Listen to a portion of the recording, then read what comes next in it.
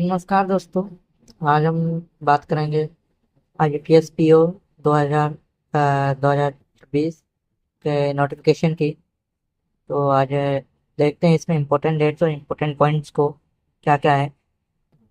तो चलिए दोस्तों, हम इम्पोर्टेंट पॉइंट्स और इम्पोर्टेंट डेट्स को देखते हैं 2026 IBPS PO के नोटिफिकेशन के। तो पहली बात तो देखते हैं कि इम्पोर्टेंट डेट्स क्या है। तो इसमें इम्पोर्टेंट डेट्स की बात कर लेते हैं दोस्तों।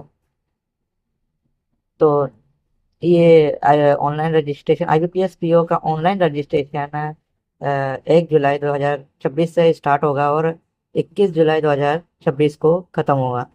लास्ट डेट है 21 जुलाई 2026, स्टार्टिंग डेट है 1 जुलाई 2026।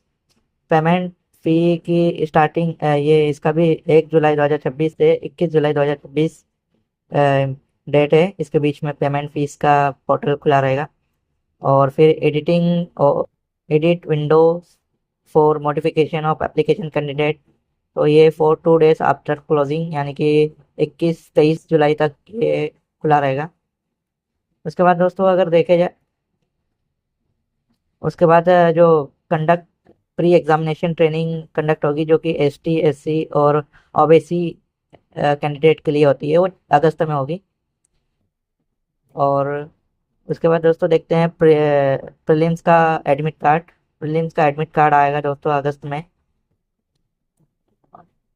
और अगर ऑनलाइन ऑनलाइन एग्जामिनेशन प्रीलिम्स के एग्ज़ाम की बात करें, जैसे टेंटेटिव डेट्स दी हुई है, तो अगस्त में उसका एग्ज़ाम है ऑनलाइन।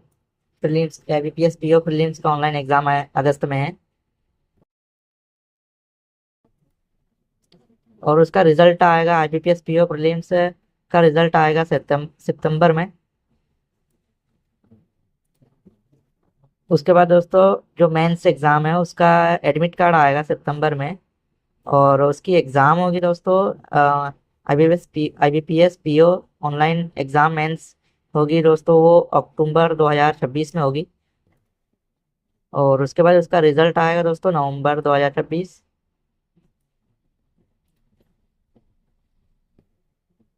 उसके बाद दोस्तों जो पर्सनालिटी टेस्ट, इसके बाद जो पर्सनालिटी टेस्ट होगा वो होगा नवंबर 2026।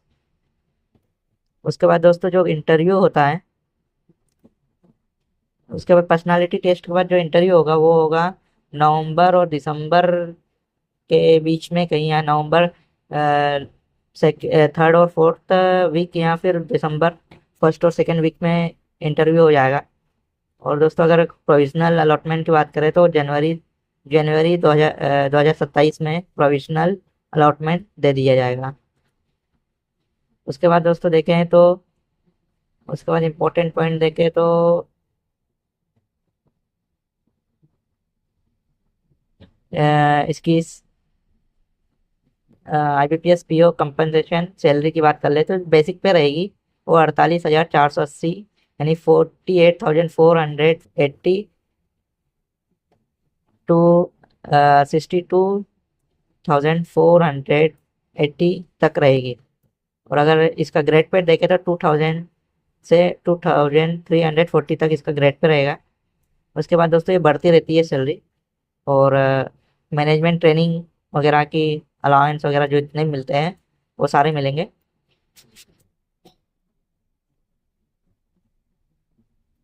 उसके बाद दोस्तों एलिजिबिलिटी क्राइटेरिया की बात कर लेते हैं।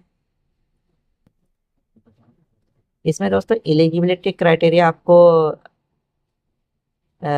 इसमें candidate intending to apply for CRP POMT 16th advice detail notification fulfil eligibility criteria candidate.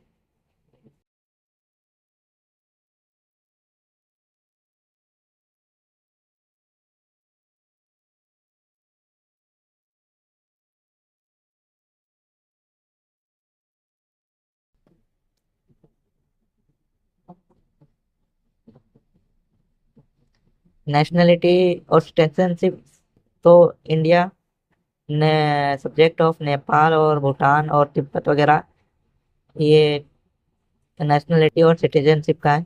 उसके बाद दोस्तों मोस्ट इम्पोर्टेंट क्वेश्चन है एज। का, तो अगर आपकी एज 1 जुलाई 2026 के एज ऑन कैलकुलेट की जाएगी, यानी कि मिनिमम एज 20 ईयर्स और मैक्सिमम 30 ईयर्स, और ये जनरल कैंडिडेट के लिए है। लेकिन वहीं अगर शेड्यूल्ड SC ST के लिए 5 ईयर के लिए रिलैक्सेशन, और OBC के लिए नॉन क्रीमी लेयर के लिए 3 ईयर का रिलैक्सेशन, और PWD और बेंचमार्क के लिए 10 ईयर का, और एक्स सर्विसमैन और कमीशन ऑफिसर के लिए 5 ईयर का रिलैक्सेशन रहेगा। और उसके बाद उसका अगले पॉइंट की बात करें तो रिजेक्ट, ये कुछ नहीं है कुछ।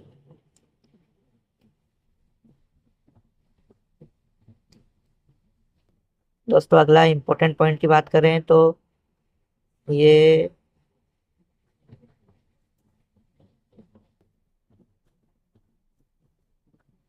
हाँ दोस्तों अगला इम्पोर्टेंट पॉइंट की बात करें तो एजुकेशन क्वालिफिकेशन ए जोन 21 जुलाई, यानी कि 21 जुलाई तक आपका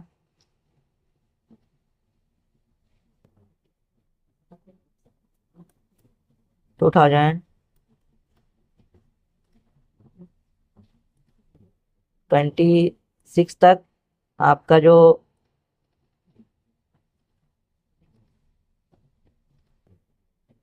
डिग्री होगी, जो क्वालिफिकेशन दोस्तों ग्रेजुएशन डिग्री है, एनी डिसिप्लिन फ्रॉम यूनिवर्सिटी, कहीं से भी आपने ग्रेजुएशन डिग्री कर रखी है।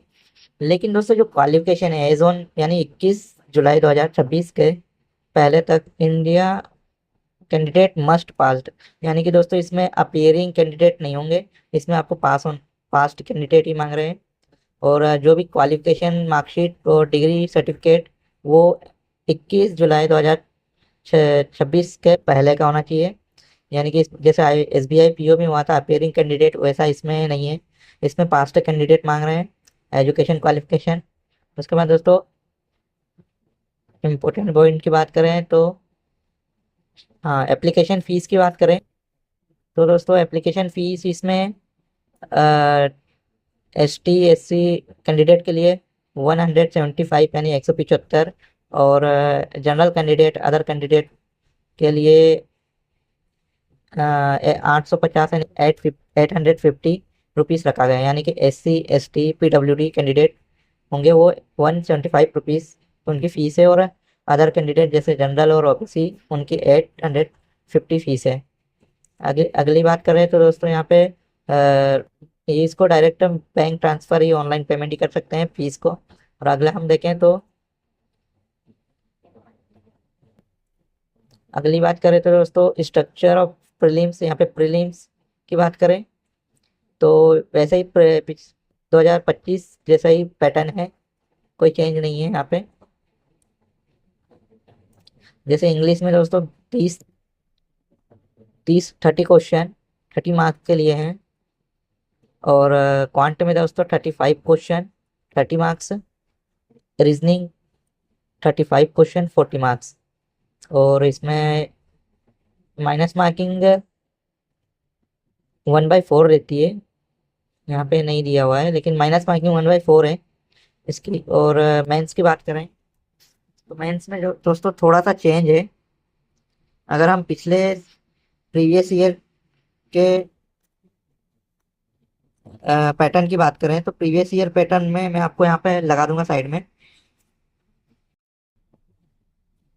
हाँ दोस्तों प्रीवियस ईयर पैटर्न में दोस्तों यहाँ पे कुछ चेंजेस किए गए हैं 2026 वाले पैटर्न में थोड़ा बहुत चेंज है, जिसमें दोस्तों जो रीजनिंग वैसी की वैसी है, 40 क्वेश्चन 60 मार्क्स 45 मिनट। और दोस्तों यहाँ पे सॉरी एक चीज़ भूल गया कि जो प्रीलिम्स है उसमें 20 20 20 सेक्शनल टाइमिंग है, और सेक्शनल कट ऑफ भी होता है इसमें दोस्तों, और सेक्शनल कट ऑफ निकालना पड़ता है। उसके बाद वहीं अगर देखें अब मेंस की बात करें तो मेंस में पैटर्न थोड़ा चेंज है, रीजनिंग 40 क्वेश्चन 60 मार्क, ये सेम टू सेम है ओल्ड पुराने जैसा।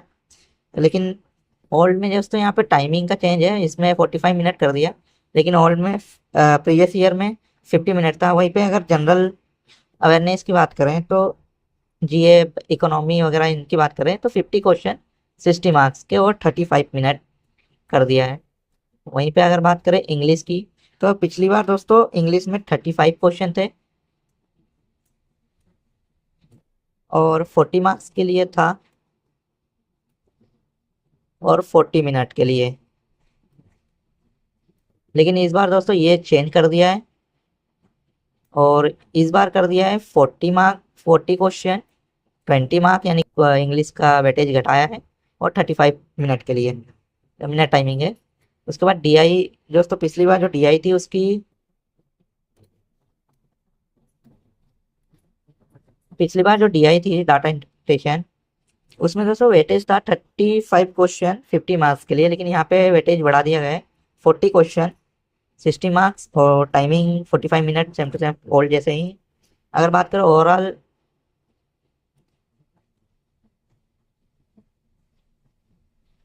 ओवरऑल जो देखो दोस्तों, अगर बात करें ओवरऑल जो पैटर्न की, तो यहाँ पे पिछली बार वाले 145 क्वेश्चन थे मेंस में, ऑब्जेक्टिव में, और 2000 मार्क्स के लिए थे, और 160 मिनट पिछली बार भी था। यहाँ पे कुछ चेंजेस थे, लेकिन दोस्तों यहाँ पे इस बार दोस्तों 170 क्वेश्चन है, और 22,000, सॉरी 200 मार्क्स के लिए हैं, और 160 मिनट पहले जैसा ही दिया हुआ है।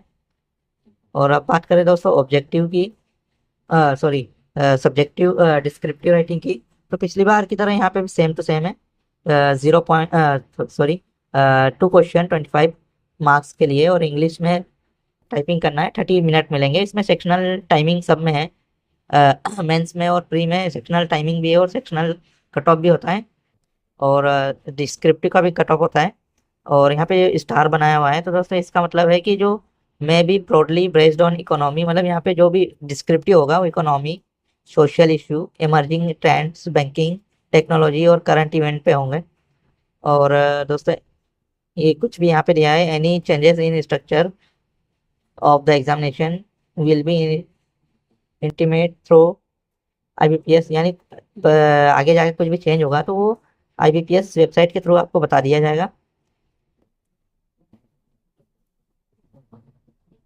अगली बार अगले क्वेश्चन अगले पॉइंट की बात करें तो दोस्तों यहाँ पे डिस्क्रिप्टिव में evaluated by an automated scoring, यानी जो भी ऑटोमेटेड स्कोरिंग रहेगी, एक सॉफ्टवेयर होता है उससे ऑटोमेटिक वो आपके जो आंसर रहेगा उसको स्कोर दे देगा।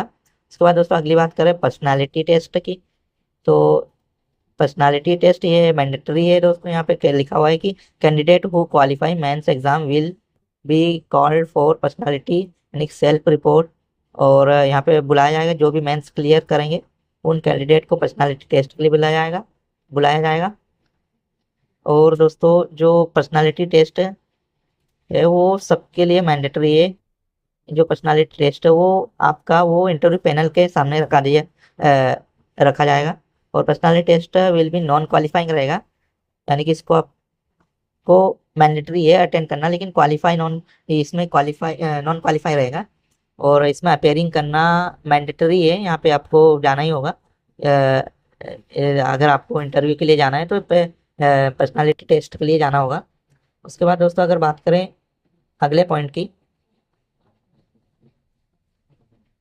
तो यहाँ पे नोट है, जो please note that candidate will not permitted online preliminary as well as online exam without document. ये सारे डॉक्यूमेंट ले जाने पड़ेंगे प्री और मेंस और इंटरव्यू के लिए जब भी बुलाए जाएंगे, तो ये बात की बात है, इनको अभी देखते हैं। अभी अगले पॉइंट की बात करें तो पेनल्टी दोस्तों, ये हाँ 1/4 जो भी पेनल्टी होगा क्वेश्चन के हिसाब से, जितने भी उसके नंबर होंगे उनको 1/4 से माइनस करेंगे, तो जो there will penalty answer wrong answer question के लिए ऑब्जेक्टिव, तो 1/4 की माइनस मार्किंग रहेगी।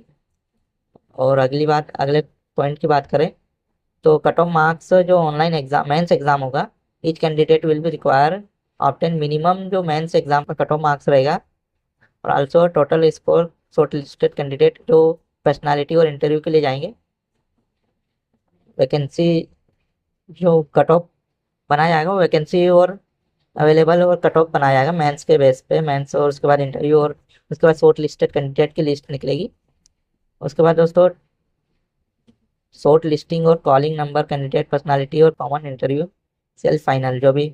और उसके बाद marks obtain in the online examination only will be considered for short listing और पर्सनालिटी। जो भी ऑनलाइन एग्जाम में है उनको शॉर्ट लिस्टिंग और फॉर पर्सनालिटी टेस्ट और इंटरव्यू टेस्ट के लिए बुलाया जाएगा। और फाइनल मेरिट लिस्ट के लिए भी वो इम्पोर्टेंट है, जो भी नंबर आएंगे। उसके बाद दोस्तों स्पोर्ट्स वगैरह पे अगला पॉइंट देखते हैं। प्रीलिम्स एग्ज़ाम ट्रेनिंग, ये तो SC ST और OBC वगैरह के लिए होता है। अगले पॉइंट की बात करें तो दोस्तों अगला इम्पोर्टेंट पॉइंट है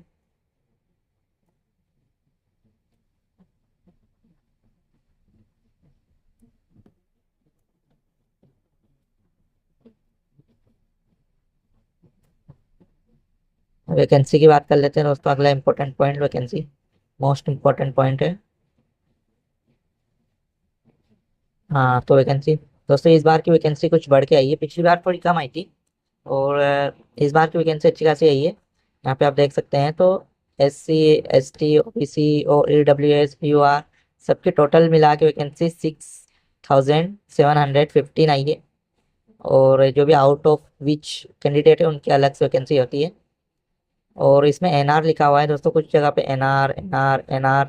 तो ये NR का मतलब होता है दोस्तों नॉट रिपोर्टेड, यानी इन बैंकों ने अभी तक इनके पास जितनी इनको के इनके पास जितनी वैकेंसी खाली है उनको अभी तक रिपोर्ट नहीं किया है दोस्तों। ये बैंक से कई बार है ना, IBPS PO में ऐसा होता है कि जो बैंक्स वगैरह है वो जब नोटिफिकेशन आता है तब वैकेंसी रिपोर्ट नहीं करती है, लेकिन जब प्री हो जाता है, कई बार मेंस हो जाता है, उसके बाद वो वैकेंसी ओपन करती है, रिपोर्ट करती है। तो यहाँ पे दोस्तों इंडियन बैंक का कुछ भी वैकेंसी नहीं है अभी तक।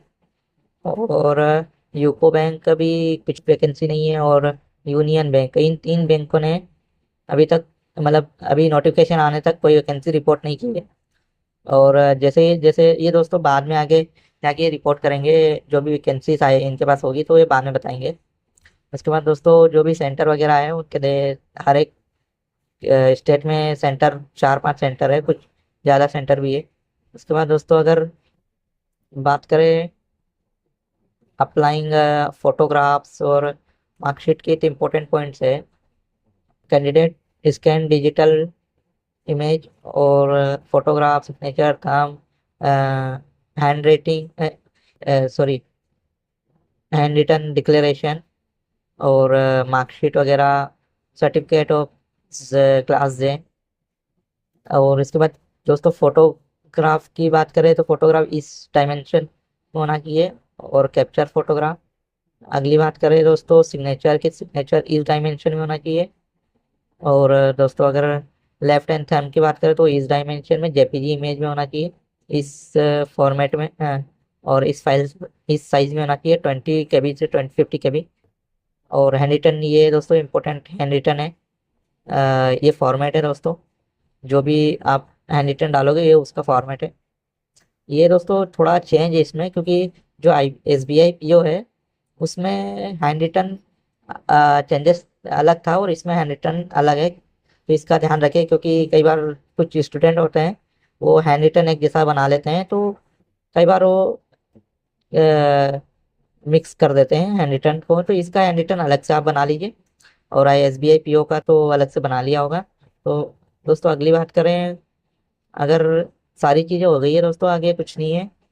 और जैसे हाँ दोस्तों ये कास्ट सर्टिफिकेट है ST ST और ये सेंट्रल का जैसे लगता है इस फॉर्मेट में होना चाहिए, तो ये तो आप बाद में बनवा लीजिए, लेकिन इस फॉर्मेट में आपका कास्ट सर्टिफिकेट होना चाहिए।